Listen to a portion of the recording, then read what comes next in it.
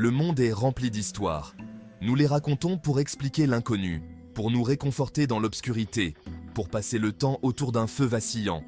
Certaines histoires sont légères et joyeuses, peuplées de héros et de fins heureuses. D'autres, murmurées à voix basse, parlent de quelque chose de totalement différent. Ce sont les contes qui nous donnent des frissons dans le dos, les légendes et les mythes qui nous avertissent des dangers qui se cachent dans l'ombre. Ceci est l'histoire de l'homme au crochet. L'homme au crochet n'est pas une créature de conte de fées.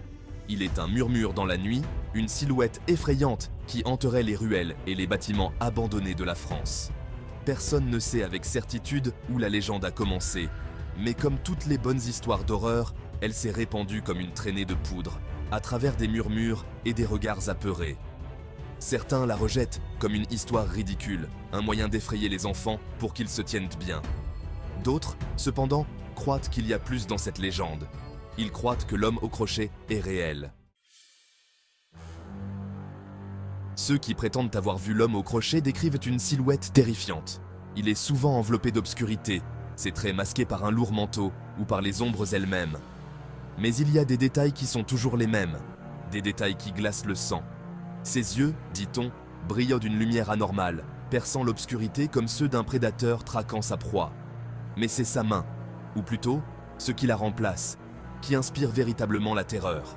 Là où devrait se trouver une main, il n'y a qu'un crochet froid et luisant. C'est un instrument cruel et brutal, assez tranchant pour déchirer la chair et les os. Certains disent que le crochet est rouillé, taché du sang de ses victimes. D'autres prétendent qu'il brille, poli comme un rasoir, un témoignage de son œuvre macabre. Les histoires entourant les origines de l'homme au crochet sont aussi variées que les personnes qui les racontent. Certains disent qu'il était autrefois un homme, rendu fou par le chagrin ou la trahison. Ils murmurent une histoire d'amour déçu, d'une vie injustement ôtée, d'une âme rongée par la vengeance.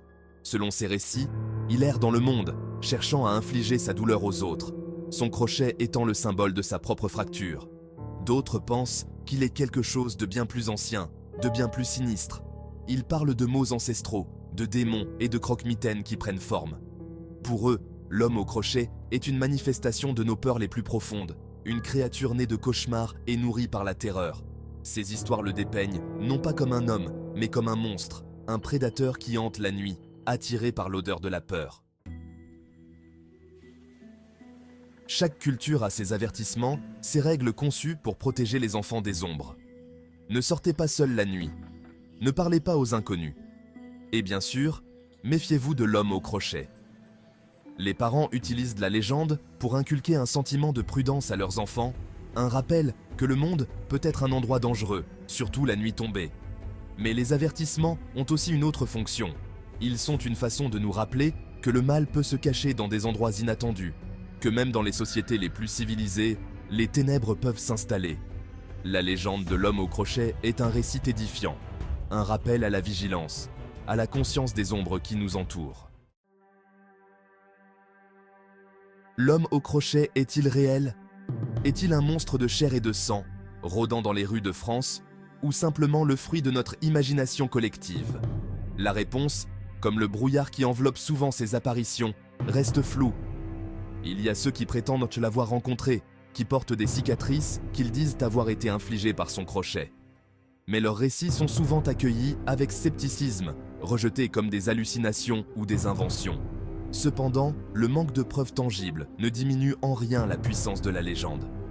La peur persiste, alimentée par les murmures et les ombres, par les histoires que nous nous racontons pour donner un sens à l'inconnu. Et c'est peut-être là la véritable horreur de l'homme au crochet.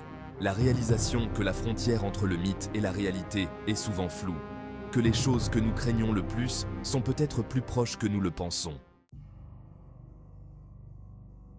La légende de l'homme au crochet nous rappelle de façon glaçante le pouvoir des histoires, notre besoin inné de croire en quelque chose au-delà de l'ordinaire. Qu'il soit réel ou non n'a presque aucune importance. La peur qu'il inspire est réelle. Le malaise qu'il suscite témoigne du pouvoir durable de l'inconnu.